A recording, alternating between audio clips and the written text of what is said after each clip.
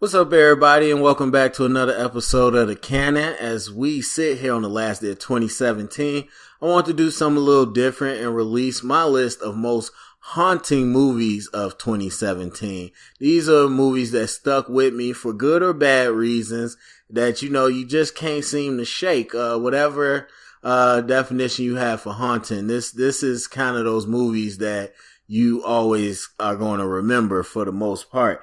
So I definitely want to make sure people understand, I'm going to be very candid and open and honest about my opinions. There are some movies I don't like that people like and vice versa. There's reasons I don't like it that might be the same reasons people do like it. And so I just kind of got to talk about how I feel about the movie. So anyway, number one on not number one, these aren't in order, but the first movie that's haunting, Star Wars The Last Jedi. Do we even have to do we have to? Yes. I know it hasn't been out for a month even, but everybody knows at this point this is one of the most controversial, divisive movies within the Star Wars community, as you got a lot of people that love it, a lot of people that hate it. And for a number of different reasons. And so for me, Star Wars, I've seen it 4 times already. And the way I fall down with it is that the second half is borderline great, but the first half is below average with some really good moments. And so depending on the day, it might be a C plus or a B minus for me overall. And it's tough. You go back and forth, but the thing that keeps it on my mind is just all the talk and debate, of course, is around, and I don't think it's going anywhere. I know it has been less than a month, but I think months from now it's not going to go anywhere. And so the reasoning is the best part, because there's people who don't like the movie and they get dismissed like, well, you didn't want things to change and be different. But there's people that don't like it because of technical reasons, because of the script, the structure of it, the pacing, different things like that. And they get completely dismissed because people claim that they just don't want things to be different. That's not exactly true. And then I wonder if the people that love it actually love it, or they kind of psyching themselves up, or if the people that hate it, are they psyching themselves up? And so there's so many questions. Is it a good movie? Is it a good Star Wars movie? Things of that nature. And I find myself always thinking about these scenes and these sequences, and I'm like, well, was it good? Was it really that bad? Or in this context of the movie, did it work? In the context of the franchise, did it work? It's so many questions back and forth, and it's almost like you got to go with your gut reaction, but everybody's kind of adding so much more layer of analysis to it to try to come to a different conclusion. So it definitely sticks on my mind. And it sticks on my mind because it is changing the franchise conversation, in which you would expect people to come in with a structured trilogy, but they came in and they're kind of doing this as they go. And I think that is changing the whole concept of how do you structure a trilogy, a franchise? Like, should it fall in line like this, or can you be different each movie? And so that's why it sticks on my mind. Next up, I got Thank You for Your Service, a small movie that came out starring Miles Teller. Now, I'll be honest, I'm just now watching Punisher on Netflix, and it deals with a lot of similar themes about veterans and, their rights and their access and them acclimating to society. So that re-sparked my memories of this movie, Thank You for Your Service, where they did a lot of things that the Punisher are doing, but I think they did it better. It was a lot more natural because it was a group of friends that come back together and they're all struggling. But, when they talk about their struggles, it's very natural. It's like friends talking about it. It's not super dramatic. It's, man, I wish my foot got blown off so I could get some recognition, stuff like that. And they deal with a lot. They deal with depression. They deal with suicide. They deal with, the guys getting on drugs, dog fights. There's all types of stuff, and it's very raw in this movie. And when I stop and think about it, it really is powerful. I mean, because I'm not a military person. I don't have a military family, nobody in my family, any of that, not real political background. So it's not something that I ever really knew about, but the last few years it's been interesting seeing more and more projects peel back the layers of that military mystique and talk about the dark side of it, where these veterans really aren't getting the resources they need. And so that's been kind of interesting to watch people kind of portray it as this cult culture where they're really they're training them up to be on point and structured, and then once they get taken out of that structure, they aren't able to function. So it's been interesting to see movies and TV shows take it there, and I think Thank You for Your Service is just so raw it sticks with you. All right, so next up I got Mother by Darren Aronofsky. There's only 2 movies I saw people walk out of this year. The most recent one was Star Wars The Last Jedi. Yes, a couple got up about 30 minutes into it and left. And I'm like, man, this first half must be really boring. And the other one is Mother. But it wasn't one couple. It was a couple of couples. Like, people were leaving at various points of this movie, and they didn't even get to the end where it was absolutely nuts. So with Mother, I mean, this is just pure divisive. And it's hard to say divisive because I think a lot more people hate it than love it. But I think this is a movie where you love or hate it. You're not going to be too much in the middle on it. And so I know there was the memo released by Aronofsky before the critics screenings, and then that was released online. And I believe that set everybody up to understand the movie a little more, because when I watched the reviews before I saw it, because I wasn't even planning on seeing it, everybody said the exact same thing in the same wording, as far as her being Mother Earth, him being God, that person being Adam, blah, blah, blah.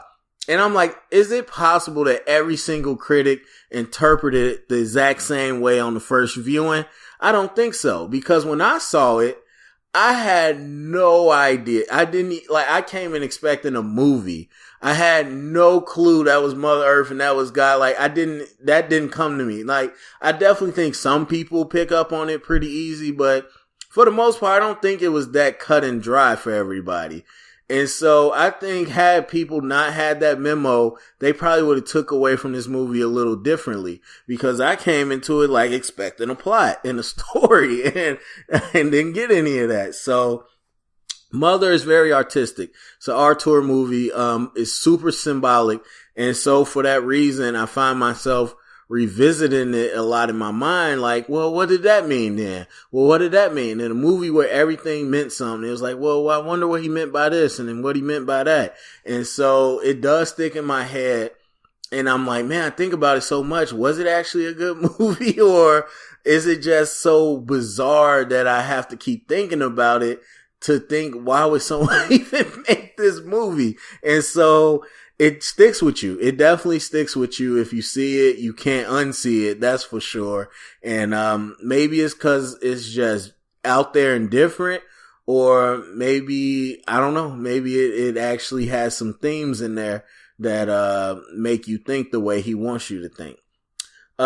Next up, we got Detroit by Catherine Bigelow. Yes, this is a very claustrophobic horror movie, as I called it. If you've seen it, you know exactly what I'm talking about. Because there's 25% of this movie sets up, the setting of Detroit and what type of world we're in. But the rest of the movie is in this one little hotel with these racist cops, these innocent black people, and these 2 white girls. And so you can just imagine what goes down. And it's stretched out over such a long period of time. It's so uncomfortable to be there.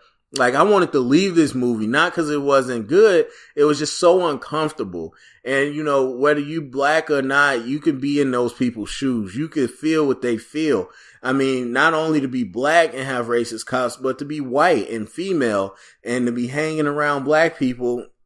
Just imagine how these cops would treat them. And, this is, I believe the 60s or something around that area. So it's a different time, and it's just very uncomfortable to watch. And I don't think about it every day, but every once in a while when I see something from the movie, or I see an actor or someone mentions it, it pops back in my head and I immediately feel the chills that I felt when I was sitting in the theater, and it's very creepy.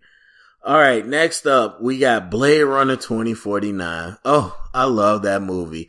But it's so much to unpack in that movie. And I think if I sit there, there's a lot that I could pick out, but there's also a lot in your regular day life that I get reminded from Blade Runner, or I'm like, oh, that reminds me of Blade Runner, or that's kind of the message they were talking about. I mean, this wasn't meant to be a spoiler thing, but it's been out for a while. So if you think of certain scenes with Ryan Gosling and Joy, and the three-way scene, or just their relationship in general, or if you think about Love and her relationship with Jared Leto, or the scene where he kills that brand new replicant, it's just so many layers and symbolism to it. It's visually stunning. It's definitely a story to it, but there's a lot of layers and symbols underneath that you can continually unpack. And I think Blade Runner sticks with me because it's so visually acceptable or exceptional that not only the themes are there, it's like, wow, was this, and was that, but also it's like, man, I remember how vivid it looked and how I felt I was in this world while I was watching it. So it definitely sticks with you that way. Next up is Get Out by Jordan Peele. I'm not the biggest fan of Get Out. I do enjoy the movie, but some people love it way more than I do. But, that one's obvious. Everyday life, you see the themes in Get Out, and it makes you look at things a lot differently. I mean, I think I say most, can't say everybody, but I think most black people, if you been living long enough, you've had moments like Get Out where people had that, I wouldn't say racist, it's so tough to say that, but they had that kind of enamor, with you, but you never really notice it. Cause again, it's the other side of racism. It's not, dirty. It's not overt. It's kind of, admiring. And so we don't really think of it that way. That's why I say it's hard to call it racism. But when you watch that movie, you realize like, well, that is also it's kind of weird. It's kind of weird. There's nothing more, nothing depicts that more than the scene where they have the party, and not even the auction. Like, we all know the auction and the slaves. Okay. But the party where everybody's pretty much checking them out like a meat market, and everybody wants different things. So, they're saying really inappropriate things to him that are very stereotypical because he's black, and it is very uncomfortable. And so when you live your life after seeing that, and you are, as they say, woke, I can't believe they made me say that. But yeah, as they say, you wake up and you kind of realize like, man, yeah, that happens a lot, and that's a real thing. So, it's interesting. It's not a movie that I visit or, think about that much, but there's so much of real life in that movie that when it happens in life, you can't help but think about Get Out. Last on my list, and this is controversial for me at least. Call Me by Your Name. So, and I'm joking with controversial. My channel is nobody. It's small, but shoot, it's probably one of the most negative feedback I got on one of my reviews. I can tell you that. And again, it's probably like 10 downvotes, but nobody even takes time to vote on my videos. So the fact that I had that many people go downvote it was saying something to me. But it's fine. It's perfectly fine. It's very subjective. That's how art is. And for me, my problem with Call Me by Your Name has nothing to do with the content of the movie, which of course, these quote unquote important movies, whenever someone doesn't like it, it's like you're automatically bad because, so you're against this movie. So that means you're against the concept of homosexual relationships, or you're against transgender, or whatever the movie is. It's like, no, that's not what I said. If you listen to the review, I very clearly say that the relationship between, I don't even remember their names, but Armie Hammer and the kid was not a problem. That was actually really well acted. My problem with the movie is everything leading up to the relationship, the build up, and to the point where they finally got together. I didn't believe it that they would end up together. And so my problem is with that. And then I talked more so about how it's just out of my comfort zone, not comfort zone, but it's out of my zone in so many levels. Like, forget the homosexual part, the whole having a villa in Italy and having servants and swimming all day and smoking and drinking wine with your parents. And it's just, it's not a life that I recognize or know anybody that lives that life. So it's not that it's bad because of that. It's just, I don't connect with the movie the way other people will connect with it because that's just not part of my experience. That's why film is subjective. And so while I have my issues with the movie, I continually think about it. And I do. And you have to, because it's probably going to be top 3 chance to get Best Picture at the Academy. So when you don't respond to a movie that is getting that much praise, you do think about, well, okay, well, what did they see that I didn't see? Or what about this part that I didn't like that they might have liked? Or you listen to people's opinions, or you think about it again and you say, well, why didn't I like it? So you really break it down. And so I think about Call Me By Your Name a lot. I do think it's striking some parts. Some parts are very striking. I don't like it, but it is striking. Is the end credit scene where it's just one long shot of Elio in front of the fire. That sticks with me. Of course, the father's speech. That should win the Oscar by itself. I found out that was taken from the book, so that wasn't like written for the movie, but it's still like delivered powerfully. And that's another thing I would never be able to what's the word? I'll never be able to identify with. Like I would never, not even my parents, I don't know any parents that accepting and open about things. So, but it was cool to see. And then just the whole Italy part, like people say it was shot beautifully. And I said, dude, it's on location. They got a little town.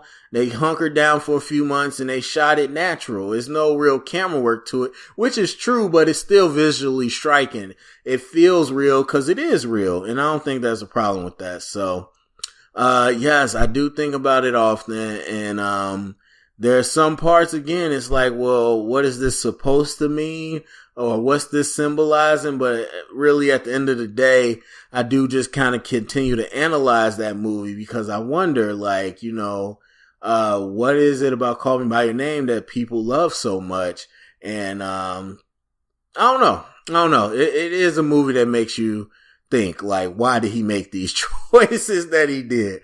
But anyway, so those are my most haunted movies of 2017. I know I kind of went long on that. That's fine. Definitely go to comment section. Tell me some movies that haunt you from this year. Comment, thumbs up, subscribe. Happy 2018, hopefully pretty soon. And if you heard it, it's official canon.